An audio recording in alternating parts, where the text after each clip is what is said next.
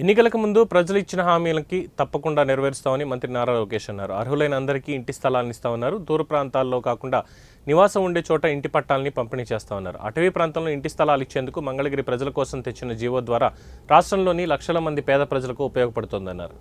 3,000 కుటుంబాలకి ఈరోజు ఇంటి పట్టాలు ఇస్తున్నాం. ఆ పట్టాలని మీరు రిజిస్టర్ చేసుకోవచ్చు. ఈ కార్యక్రమం అయిన తర్వాత ఆ పట్టాలని మీరు రిజిస్టర్ చేసుకోవచ్చు.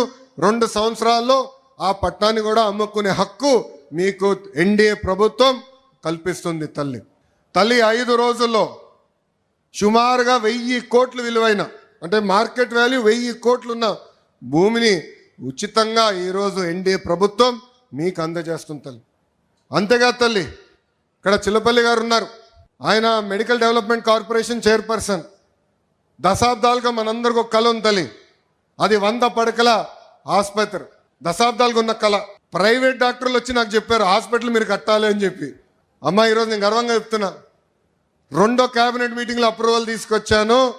13వ తారీఖు, ఏప్రిల్ 13వ తారీఖు దానికి శంకుస్థాపన కూడా మన ప్రభుత్వం ఇవ్వబోతుంది. ఒకే ఒక సంవత్సరం 12 నెలల్లో ఆ పని పూర్తి చేసే బాధ్యత మటుకు చిల్లపల్లి గారు తీసుకుంటున్నారు. తల్లి పోలీస్ స్టేషన్ అప్గ్రేడ్ చేస్తున్నాం. ట్రాఫిక్ పోలీస్ స్టేషన్ అప్గ్రేడ్ చేస్తున్నాం.